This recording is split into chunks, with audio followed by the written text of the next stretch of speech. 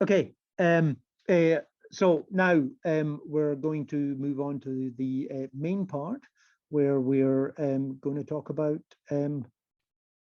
words, which sort of seems really fairly appropriate for any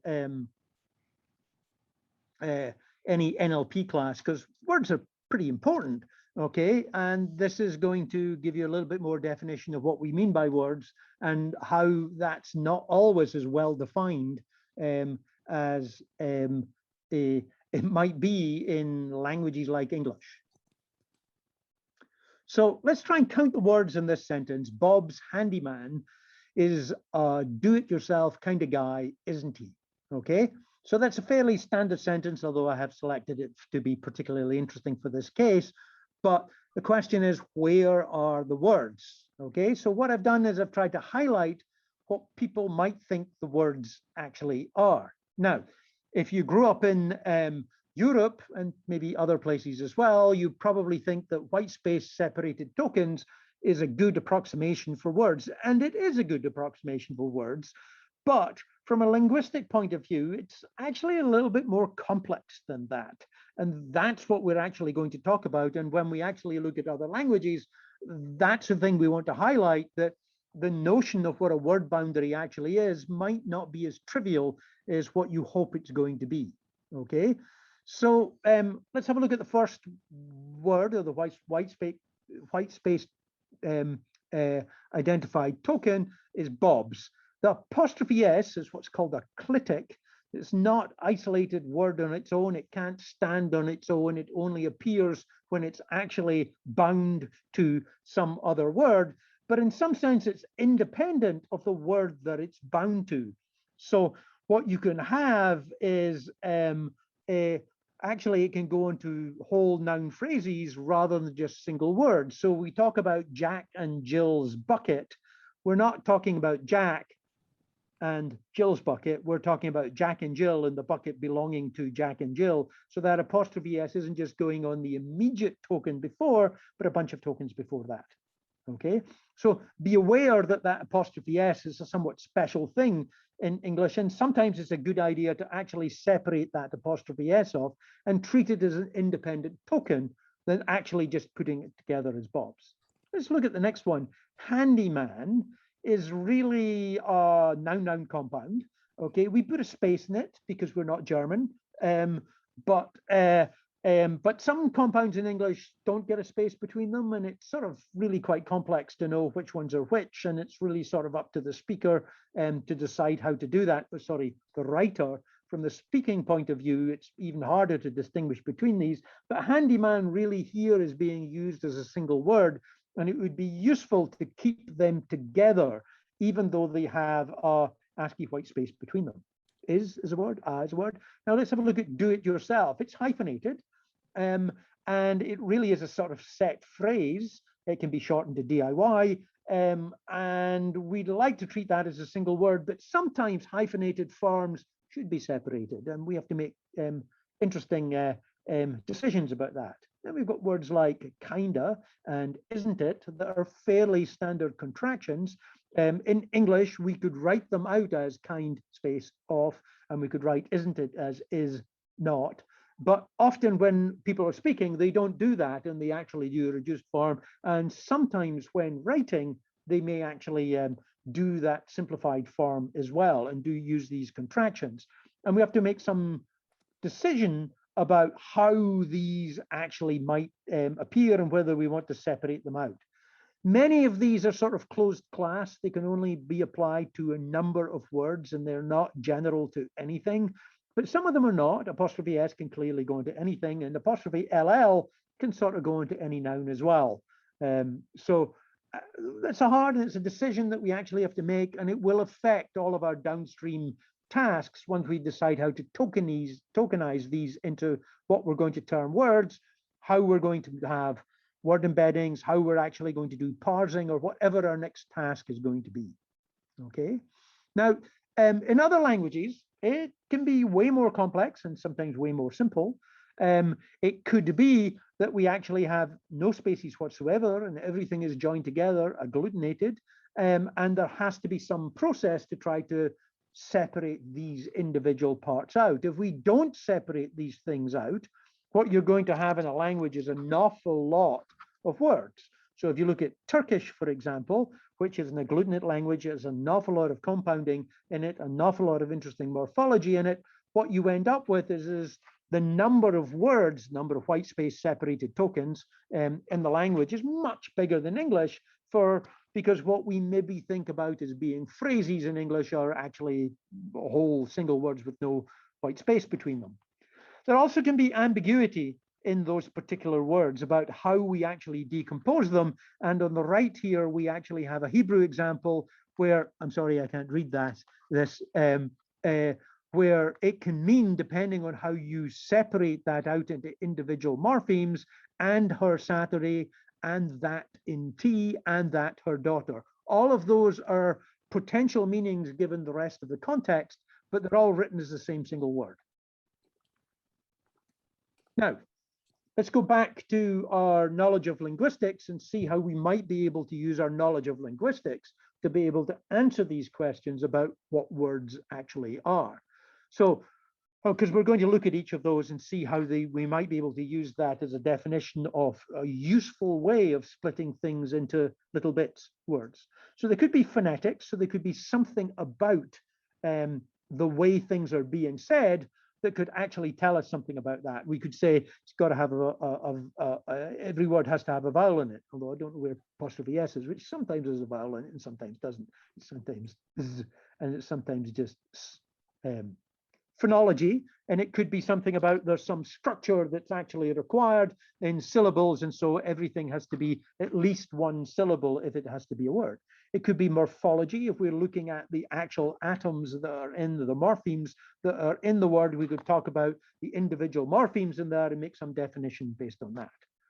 We could talk about syntax. We could talk about whether we could exchange that for another word in the same class and treat those as being words if they have classes over them. We could talk about semantics of whether it changes the meaning, and we could talk about pragmatics about realistically New York is used as a single word, even though we happen to put a space in it, but it's treated basically as a fundamental a word, because although it maybe historically has some relationship to the word new and the word York, it really has nothing to do with that anymore. Let's have a look at the orthographic definition. So this is where white space comes into mind, and be aware that even in English, white space is quite complex. So, you know, we've got spaces, we've got tabs, we've got new lines, we've got carriage returns, we've got vertical tabs, are all within the standard ASCII set. But beyond that, we actually have a lot more if we look at Unicode and we want to make definitions of that. And we also have things like non-breakable space. And a non-breakable space can be used and may appear on the web in HTML.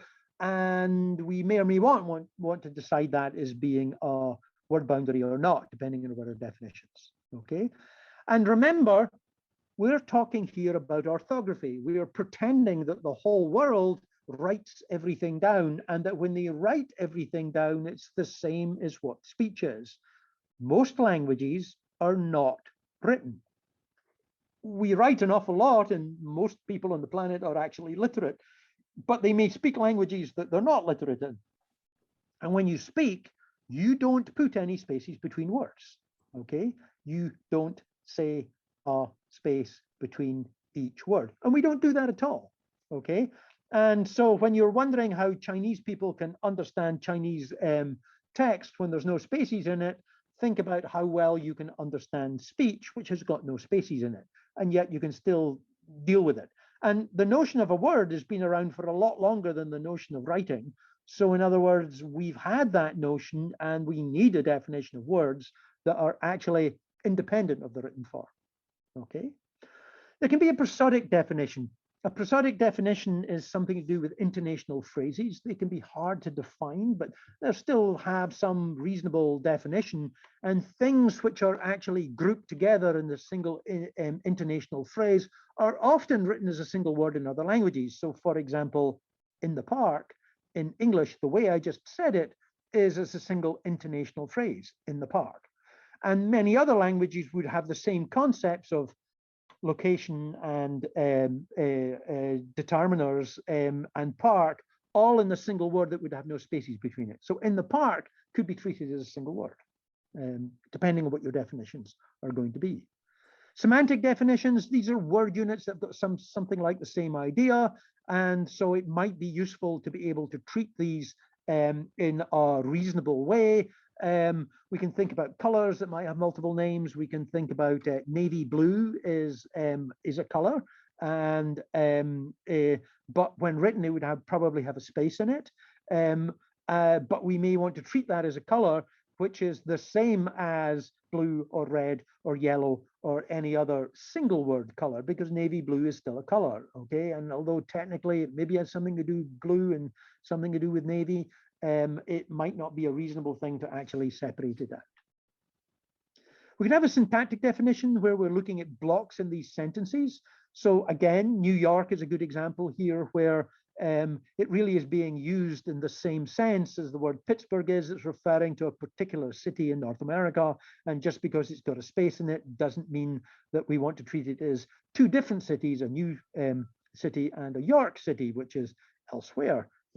There's almost certainly places called York in North America, but I can't, well, there's one just outside Toronto.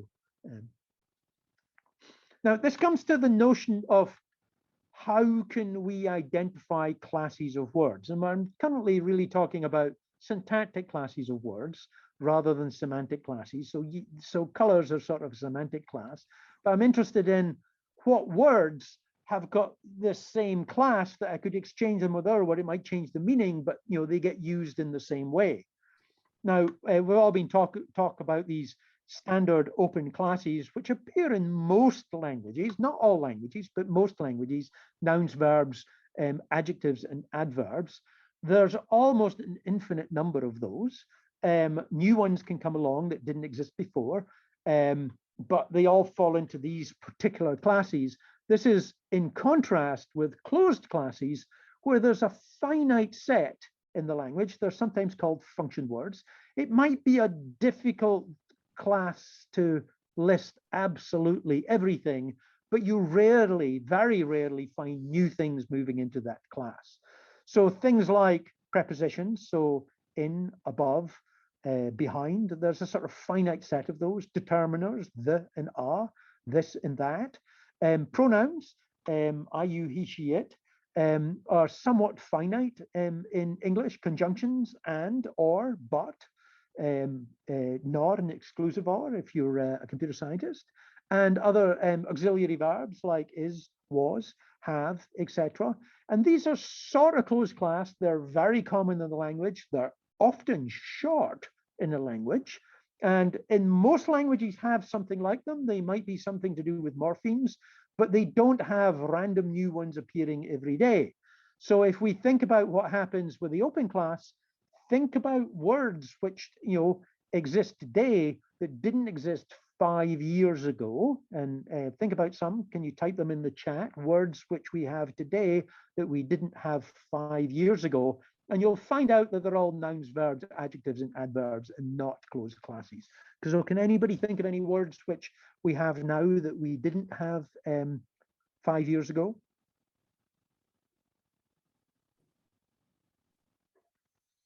COVID, excellent example.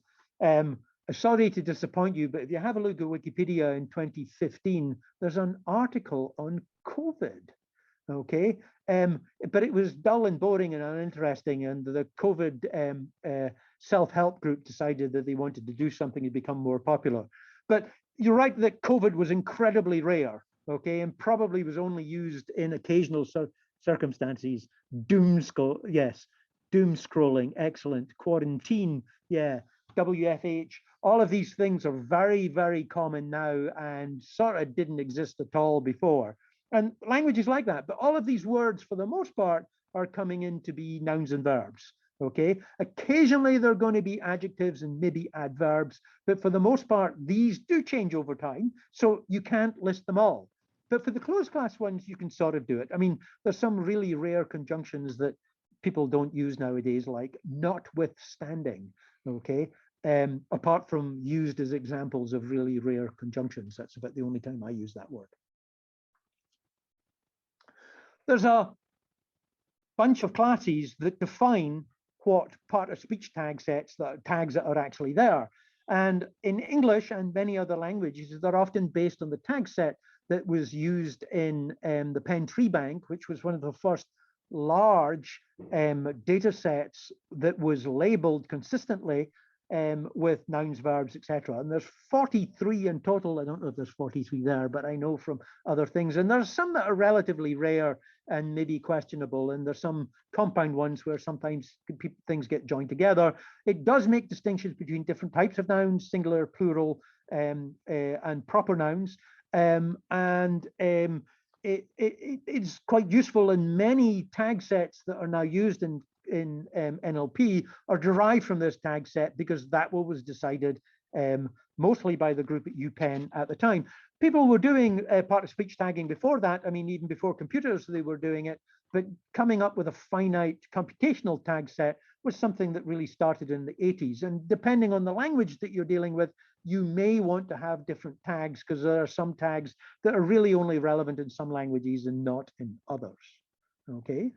Importantly, there actually is a definition of a small number of tags, which is in some sense a reduction of the number of tags that were in the Penn Treebank, that has been used in the universal dependency sets that originally came out of Google. It's now an independent project, but it's still quite Google influenced because of the original data sets. And this covers, somebody's going to tell me the number of languages, but I think it's about 40 or 50 languages, where they're all labeled with the same tag set, and produces a universal dependency grammar, which is also very useful from a syntactic point of view, that over a bunch of fairly major important languages. Okay, so getting this tag set is useful. And you might say, why should I care about getting a tag set? I can train from words. And the answer is yes, if you have lots of data. But as usual in trying to do machine learning, if you can give more information in a structured way or in a reduced standardized way, you can typically get by with less data and try to train better, and training should happen faster. So often being able to get part of speech for a language would be quite useful. And of course, this is going to be hard in a low resource language because you sort of need labeled data to start off with. But there are unsupervised ways to try to find out what these tags actually are. Now, I'm naively talking about words here and words having part of speech tag because I'm one of these English speakers where actually, for the most part, that's pretty easy in English. For the most part, you know, Whitespace separated tokens or words. And for the most part, each token has got one tag, one proper tag, and the context mostly defines what it is. But in most languages, we really have to introduce the notion of morpheme, which is sort of the single smallest atomic part of a word. Now, here, for example, in English, we do have interesting morphology, especially in what's called derivational morphology, which is not like the ing, ed, s, the plurals, where we're changing some syntactic property, the tense or the number of a language, but we're actually changing the meaning, and we're often changing the class, the part of the speech class. So if we take a verb like establish, we can have another verb that's disestablish. We can make that into a noun by, say, disestablishment, okay? We can make it another noun by putting anti in front of it and saying anti-disestablishment. We can make it into an adjective by saying anti-disestablishmentary. And we can make it a noun into anti-disestablishmentarian, okay? And we can then make that into a further noun by saying anti-disestablishmentarianism, okay? Now, these things are a little bit extended, but actually we do this all the time. So it's actually quite hard to really list all of the words that are in English, because although some of these don't appear very often, there will be new and novel words, and you'll see a number per day of new words that you'll understand where they're actually morphologically variants of something that you can work out what the meaning actually is. Now, so it would be useful if we could get these words and decompose them into their roots and morphemes so that we can actually work out what the important classes actually are. Okay, so we'd like to be able to get some notion of these decomposed forms from a word if we can do it. Now, some of these forms are what we call stems or roots. They're often words on their own, and we'll have prefixes and suffixes. In English, we rarely have anything that inserts in the middle of a word. We're usually putting things at the beginning and end. In some languages, you actually get sort of bracketed things that you have to put them at the beginning and the end. Some of the Gaelics have got that.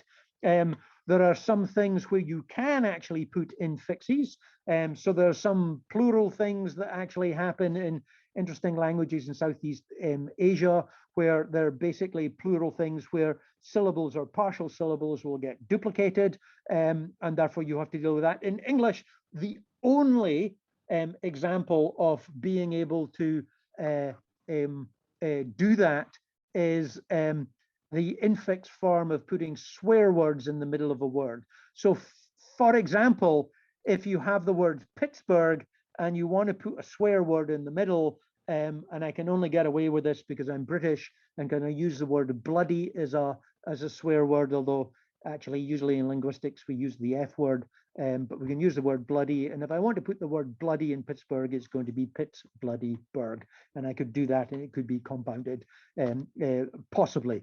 But it's a little bit of a stretch, and maybe you would put spaces in there to do that. In other languages, infix will happen, and in some languages, you'll actually even change things in templatic morphology and things like Hebrew and Arabic. Tagalog is an example. This is one of the examples from the Philippines where we've got interesting morphology going on, and we've got much more interesting morphology going on than what's in English, and we'd like to be able to decompose these things so that we've got finite sets of morphemes when we're doing processing. So when we're doing tokenization, when before you give it to your word embedding system, you'd like to have a standardized tokenizer that's going to give you the most meaningful atomic parts when you actually do it. Arabic's very interesting because things actually are done within the consonants. So you have a backbone of consonants and the vowels will change before and after them. This changes meaning both semantically and inflectional, so syntactic information about tense, etc. There's a number of Semitic languages that actually do templatic morphology. It always breaks a lot of our systems from doing it, but we are not allowed to define what natural language actually is. We still need to be able to deal with it. Chinese has a relatively small amount of morphology, but it still has derivational morphology. So you can take words and join them together in interesting compounds, which are not necessarily directly to do with the meaning of the individual character that you're joining together. So a number of things of, for example, if you take fire and wheel and put it together, it doesn't mean a wheel that's on fire. It actually means a steam train. And so, or maybe that's only in Japanese. I always get that one wrong, which varies between the different languages.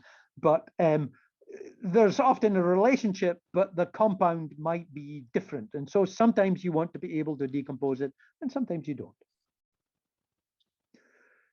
So there's two types of morphology which are identified as what's called derivational morphology. In derivational morphology, you're mostly changing the part of speech class when you're doing things. English has a rich derivational morphology, and we can write it out, and it's mostly productive. By productive, we means we're allowed to construct new words without explaining to people what the meaning is. Inflectional morphology is usually syntactic class changing or syntactic feature changing. So this is things like changing the tense, changing the plurality, the number. In other languages, it may do things like used in agreement, used in tense and aspect and verbs.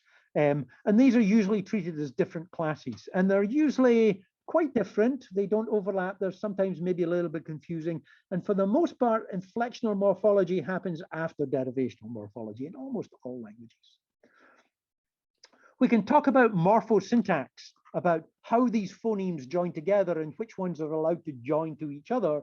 And we can talk about a lower level thing that we call it morphophonemics or morphographemics, where things are changing at the boundaries when we join them together. So an example of morphographemics,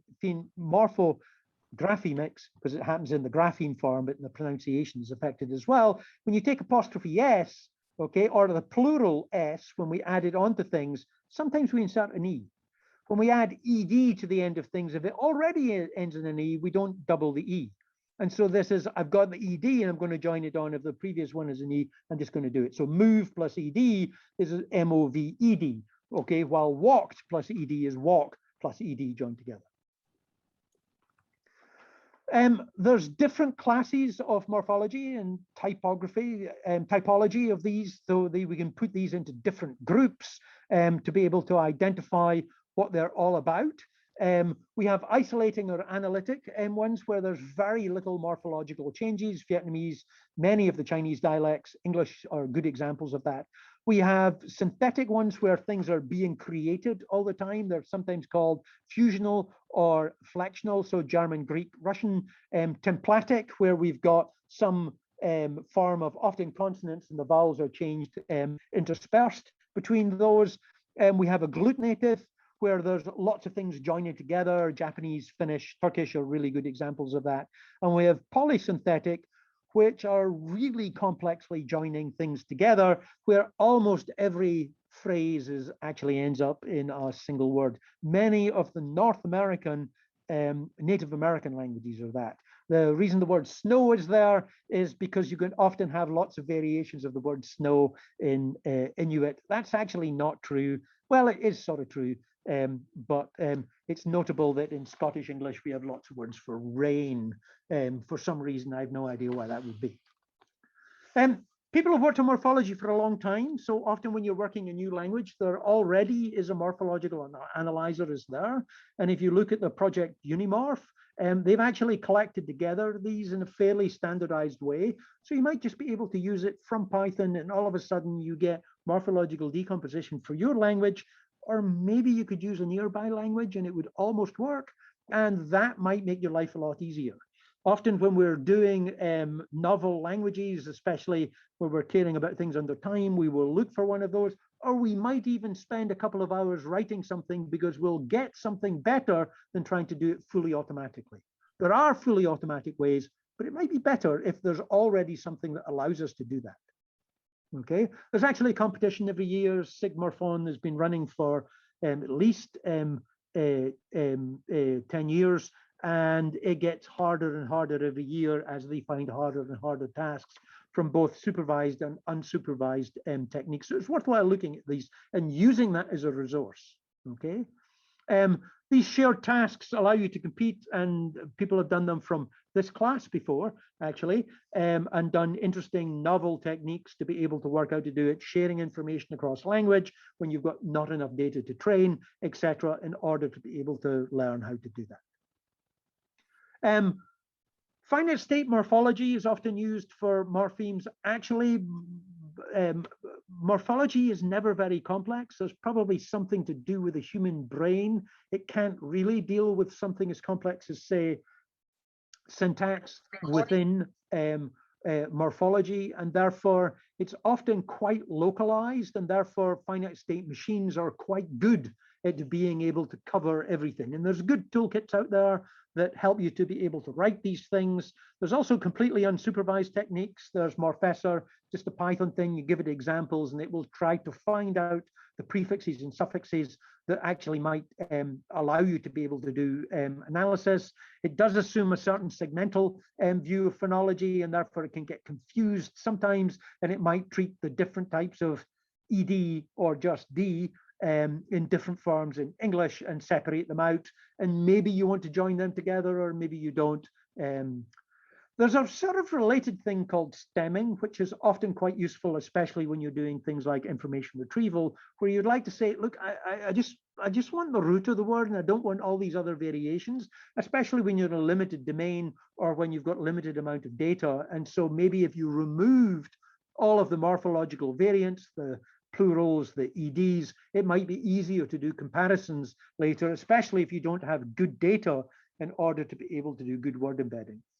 There's also purely, completely automatic techniques, and BPE is a good example of that. Byte pair encoding, you can't really work it out from the name, where what we do is we look at the string of the actual letters that are there and try to find and optimize the sequence of letters together and the overall predictability of the group of letters that we actually find. This originally came out of work in machine translation to try and find the best segmentation for doing translation, but we end up using it for lots of things. It's often worth trying if you don't have anything else, because it does sort of work, but you really want to know about, for your particular language, is it likely to work before you actually do all of your BPE. You get a tokenization representation, you build all your word embedding that you learn from it, and then learn, oh no, you could have downloaded a morphological analyzer that would have given a better result and a more consistent result, and therefore you would have been able to learn better. Okay. As I say, tokenization is also something that we this often gets called, where you're actually just trying to split these into words, and you've got to care about what the tokenization actually is, because if you have a different tokenization, it won't be the same. Lemmatization or stemming is somewhat similar, but lemmatization is really talking about the linguistic root of the word, which may or may not be well defined, and it's usually after morphological decomposition you find the root of the word. We can also do this across languages. You may want to care about characters rather than words, and looking inside characters that can actually help, and caring about things that are happening over long boundaries. Somewhat related to this is word segmentation in languages like Japanese and Chinese, and in fact they end up using something similar to BPE to be able to segment things. There's a couple of related things. Text normalization, where you actually are trying to replace everything as words. We know that there's an infinite number of numbers, and it'd be nice if we could change them into words, maybe, or maybe just change them into the word number, or maybe classes of numbers. And this is something that's been studied in text-to-speech, and there's various machine learning techniques to try to do well on this. You might want to also care about spelling correction, and do be aware that tokenization mismatch can really break everything. So if you're using BERT, you sort of have to use their tokenization because they've assumed that, and it can be quite hard if you do something else. Okay, that's everything about words and morphology. We will be talking about morphology again later on in more detail, but now we're going to care about splitting out into groups. And what we want you to do today is we want you to take one of these language families. Often morphology or aspect of writing and orthography are similar within language families, and I'd like you to identify something that you would need to care about if you were trying to do some form of tokenization with it.